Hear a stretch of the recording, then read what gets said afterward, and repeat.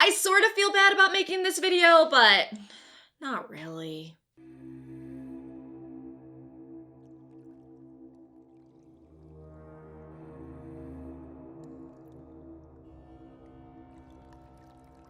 Welcome to my special October videos, which aren't very different from my normal videos, except it gives me an excuse to have a spooky set for the month of October. I fucking love Halloween. I thought I'd take this time to go over my dark predictions for 10 characters that are definitely going to die in the final season. Warning, there are spoilers or potential spoilers in this video, as I'll be talking about photos, videos, and other rumors along with my own predictions, though of course nothing is for sure. So let's start with number 1. Brienne dies up north. I personally love Brienne up until about a season ago when her character got a little stale, but that's not her fault. So from all the leaks, we know there's going to be a huge battle at Winterfell, and likely it's going to involve the others and their whites, and the death toll is going to be insane. We also know Jaime will be at Winterfell this season, and a leak indicated that Jaime and Brienne have a fight scene together. My prediction is Jaime and Brienne are going to have another reunion at Winterfell, and when the battle goes down, they're gonna fight side by side. During this battle, Brienne is killed and dies in Jaime's arms, devastating the man. Oh, and Tormund sees this as well and loses his fucking mind and just starts going crazy on the undead. It's going to be a beautiful scene. However, what I feel is the important part to this is the death of Brienne helps push Jaime to finally go back to King's Landing and choke out his sister. Feeling if she would have helped, perhaps Brienne wouldn't have died. Okay, let's move on to Meera Reed dies off screen. Meera is likely not in the final season of Game of Thrones, or at least that's what the leaks have led me to believe. Which seems like a shitty way to end her character, but a lot of characters have had shitty endings, so oh well. I've had a theory for a while that while the huge-ass battle happens at Winterfell, the Night King, or another White Walker he sends, will take whites to keep marching further south to add to their army. After the battle, Jon will realize it was a distraction, and they need to get further south pronto. However, we'll learn that the whites made it as far as the neck, where the Reeds tried to hold them back and failed miserably, even with their special fighting style. Bran will hear that Meera died, but he won't show any emotion, making her off-screen death even more heartbreaking. Okay, onwards on the depression train with number 3, Varys dies.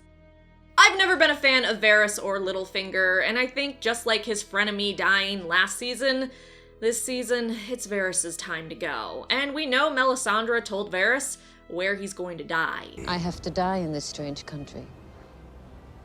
Just like you. But that's kind of like telling me, Rorys, one day, you're going to die in North America. No shit, that's where I spend like 90+% of my time. But it may actually be foreshadowing Varys' death in the final season, and we remember Dany's promise. And I swear this, if you ever betray me, I'll burn you alive. And we also know Varys is not Team Dany in the books, and in the show, he seems team whichever person he thinks is best at that moment. You wish to know where my true loyalties lie? Not with any king or queen, but with the people. The people who suffer under despots and prosper under just rule. The people whose hearts you aim to win. I can see Varys doing something viewed as treason to Dany and her keeping her promise, burning him alive. Being killed by a magical creature born of blood sacrifice would be a huge middle finger to Varys. Now, him being killed by a White Walker or White would be incredibly fitting because of that as well. Varys hates magic. He hates sorcery. He lost his twig and berries because of it. Ever since that day, I have hated magic and all those who practice it. But you can see why I was eager to aid in your fight against Stannis and his Red Priestess. A symbolic revenge of sorts. To then be finished off by something that is magical like a White or White Walker? Again, that would be a huge fuck you to Varys, which means it absolutely has to happen. Moving on to number 4, Beric sacrifices himself. Poor Beric watched his white mage die, and now he's all out of resurrections. Careful, Beric. You lost your priest. This is your last life. We also know that Beric believes he's been brought back for a reason. None of them came back. So why you? You think I don't ask myself that? Every hour of every day. Why am I here? What am I supposed to do? What does the Lord see in me? I've been waiting for the end for a long time. Maybe the Lord brought me here to find it. I would imagine it is for the Hound, and that Beric will transfer his life to the Hound when he dies during a battle against the others, mirroring what he did for Catelyn in the books. There's been way too much foreshadowing about Beric's final act, and a purpose for him to not give up his life for someone else this season.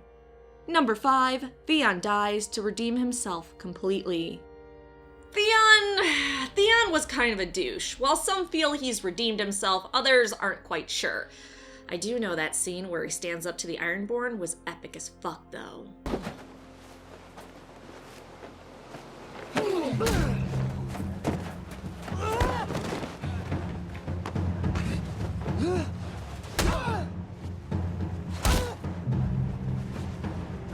But Theon still has a lot of guilt, and while others may have forgiven him or let go of his past, the things I've done,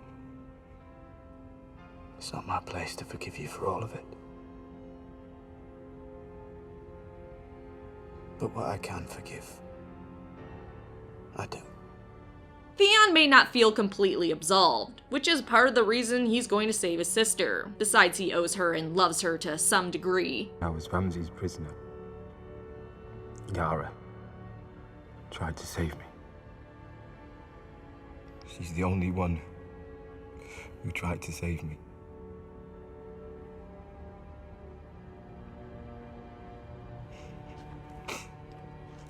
She needs me now. So why are you still talking to me?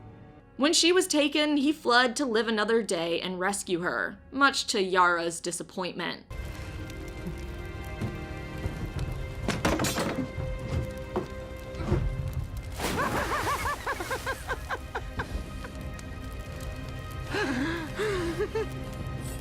But we know Theon is going back for her, and Theon rescuing his sister is going to result in him giving his life for her, hopefully while taking down Euron. Therefore, avenging his father, rescuing his sister, and giving one last gift to Jon and Dany, getting rid of that crazy asshole. Honestly, sometimes I feel like the worst punishment for Theon would be for him to live alone to an old age with himself. I think number 6 is a happier one.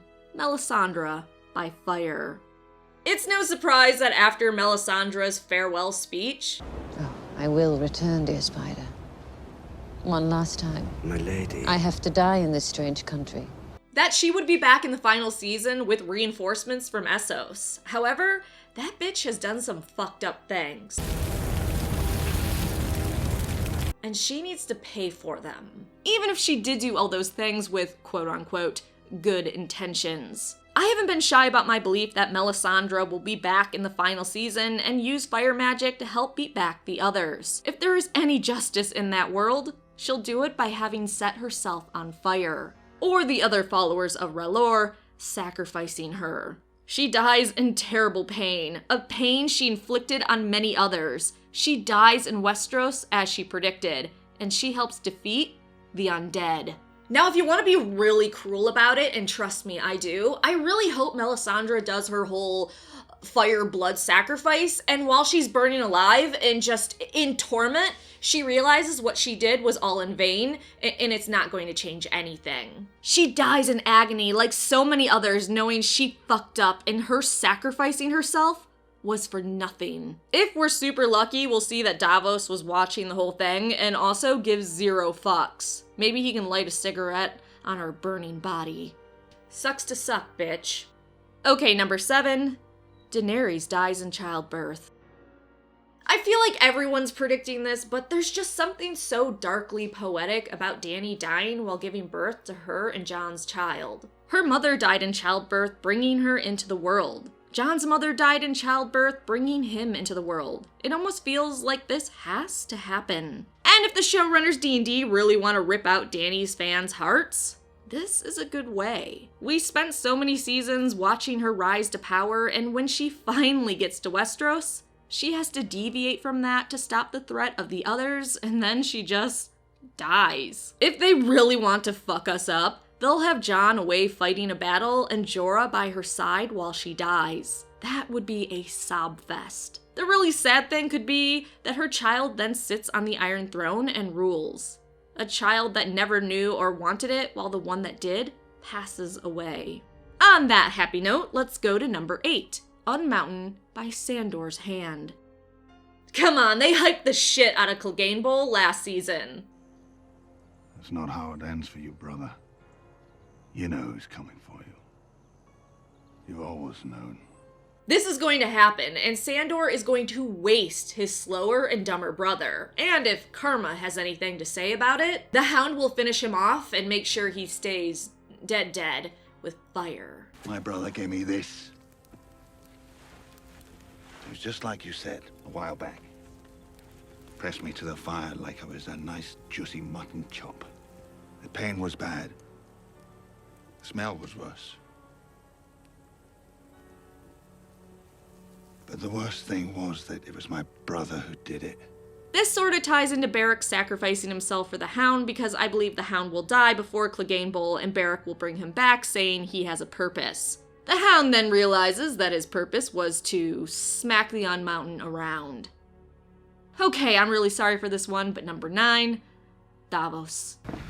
I've noticed you staring at a good heart.